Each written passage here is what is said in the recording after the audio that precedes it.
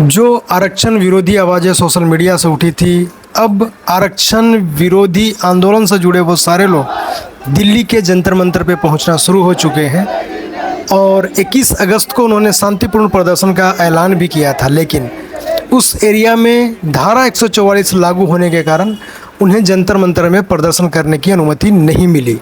इसके अलावा वहाँ पे जो भी प्रदर्शनकारी थे वे SC/ST एक्ट और UGC जैसे काले कानून से भी नाराज़ थे, तो इसे भी हटाने की मांग वो कर रहे थे। मैं आपको कुछ विजुअल दिखाना चाहता हूं कि वहां पे जो प्रदर्शनकारी आए थे उन्होंने अपनी कुछ बात रखा है और वो क्या कहना चाहते हैं, आप भी सुनिए। भविष्य के लिए दिन रात तैयारी करता है, जब वो अपना रिजल्ट देखता है तो फांसी खाने को मजबूर हो जाता है। क्यों? क्योंकि उसको नंबर मिल चुके होते हैं, उसको सीट मिल चुकी होती है जो 100-150 नंबर लेके बैठा है और 400 नंबर लेके बैठा हुआ वो बेचारा फांसी खाने को तैयार है। आजकल जिस तरह से उन बच्चों के माता पिता खुद को घुट कर इस तरह की नौकरियां करने पर मजबूर है कि हमारा बच्चा कल को कुछ बन जाए, लेकिन सरकारें बनने देंगी तब ना। कहाँ जाए ये सर्वण समाज के बच्चे? अगर हम जाट है, राजपूत है, ब्राह्मण है, बनिया है, कुछ भी हमारी गलती थोड़ी ना है। हमारे भविष्य के साथ क्यों खेला जा रहा है? हम कहाँ जाए? अब मैं इतने दिनों से हर दुबे के साथ हूँ, मेरे साथ इतने कॉन्टेक्ट में है। मेरे कल रात को मेरी ID को सस्पेंड किया गया ताकि मेरी आवाज दिल्ली तक ना पहुँच सके। किस लिए किया गया? मेरी ID को क्यों किया गया? मेरे साथ उनको हाउस अरेस्ट किया गया। मैं जिस तरह से चंडीगढ़ यहाँ पर पहुँचा हूँ, इस समय लेट किस तरह से पहुँचा हूँ मैं जानता हूँ। हमको रोकने का काम क्यों कर रही हैं सरकारें? हमने क्या बिगाड़ा है? अगर अभी मैं मोदी की गाली दूं, हिंदू धर्म का अगर अपमान करूं या किसी भी तरह का यहाँ पर भड़काऊ भाषण दूं, अभी मैं हीरो बन जाऊंगा। लेकिन हीरो बनने नहीं आए ना, हम आए हमारे समाज के लिए। ऐसा कुछ ये है ना, इस सरकार को लेफ्टिस्ट और हिंदू विरोधी है ना, वही पसंद आता है। पूरी मीडिया भी आ जाएगी, बाइक पे नेता भी बात करने लग जाएंगे। मीडिया भी तो नहीं आ रहा है। मीडिया क्यों आएगी? मीडिया सब पे क्या हुआ है? मीडिया पे कोई नहीं आ रहा, ये सरकार के विरोध में। इसलिए आगे कोई नहीं आ रहा है।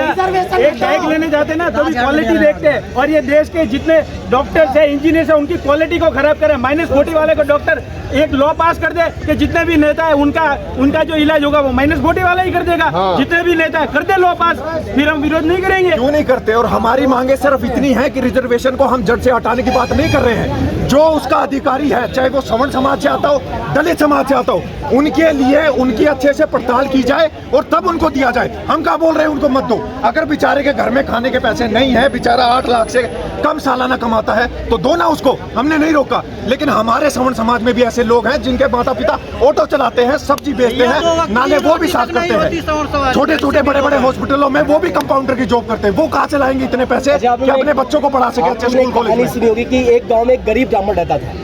कभी आपने नहीं सुना कि अमीर ब्राह्मण रहता था? गरीब ब्राह्मण ही सुना है। ब्राह्मण सुना ना? गरीब ब्राह्मण तो ये देश ने कैसे मान लिया कि ब्राह्मण हमेशा अमीर है? और मेरे को सिर्फ उन लोगों के सामने, मेरे को यहाँ पर चंद्रशेखर को बुलाओ जो दलितों का नेता बनता है, जो बोलता है हमारे साथ ये हो गया वो हो गया।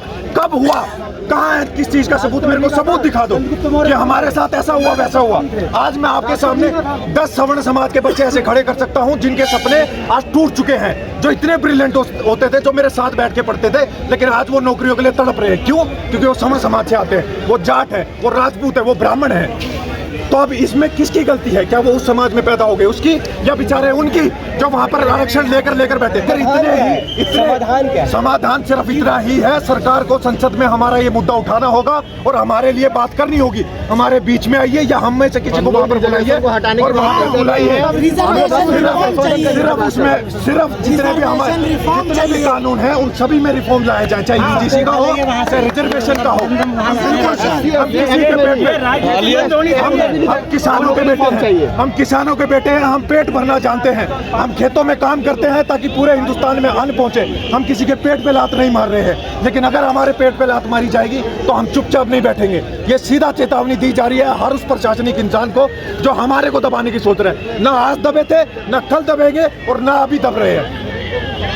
भारत माता की जय! भारत माता की जय! भारत माता की जय!